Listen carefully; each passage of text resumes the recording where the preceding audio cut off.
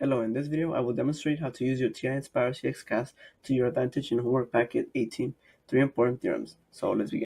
The first theorem is the intermediate value theorem, which basically holds true while a function is continuous at an interval and those intervals exist.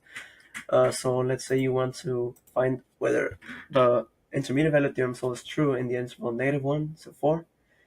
So the first step would be to select that actual function that you want to see if it exists on. You're going to want to graph it. So I'm going to paste it right here, Control V. And looking at the graph of the function, you can see that it is actually continuous throughout the whole interval. So you want to go back and you want to make sure that the intervals -1 and 4 exists at those points. So you're going to want to make a function that tells you whether it exists at that point. So what I would do is I would f of x, then you put control, and the dots are in here. Then you select the function, and now you can check whether they exist at the -1. It exists, it's -7, and f at 4, which also exists at 18. Knowing this, the intermediate value theorem actually exists within this function. For Rolle's theorem, we first have to make sure not only that a function holds the properties of the intermediate value theorem, but also that the intervals are the same value and the function is differentiable throughout the open interval.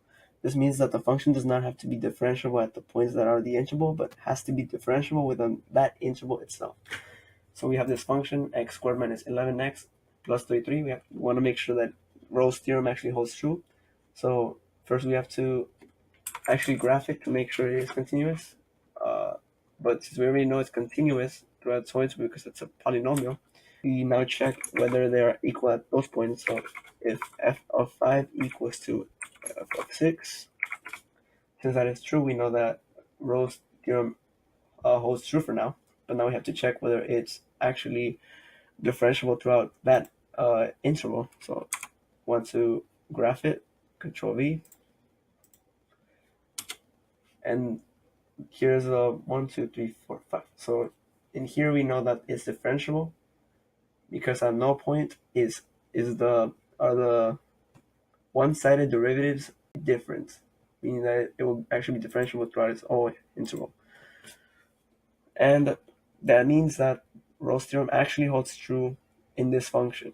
Knowing that the function holds Rolle's theorem true, we know that within the interval 5, 6, the function derivative will be 0 at some point between that interval.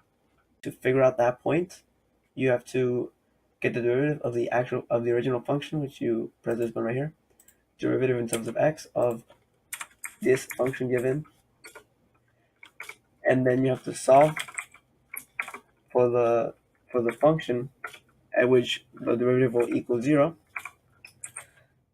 and you become x to solve for x, and it will give you that at x equals 11 over 2, the derivative will be 0.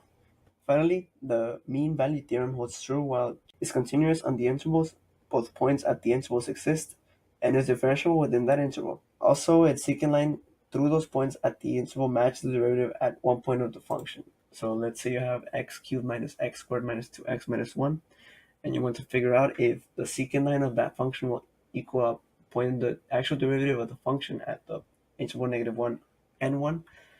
So you want to first figure out if this function is actually differentiable at that open interval and continuous at the inclusive interval. So first we have to graph it, and click Control V right here. It's continuous throughout its interval -1 and 1, and also differentiable. So you want to get the actual derivative of it. You have to click the button right here, and then the derivative of, in terms of x, and derivative of this function, it will give you that the derivative of it is 3x squared minus 2x minus 2.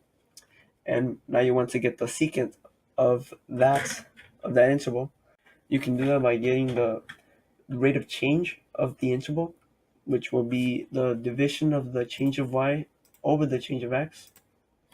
So it's going to be f of 1 minus f of negative 1 over 1 minus negative 1, which is just 1 plus 1. And you're going to get that the slope of the secant is negative 1. So now you have to find a point where the derivative of the function is equal to the secant, the slope of the secant, which you can solve for with the function equaling to that negative 1, which is the slope of the secant, solve for x, and it tells you that the slope of the secant will be equal to the derivative of the function at x equals negative 1 over 3 or x equals 1.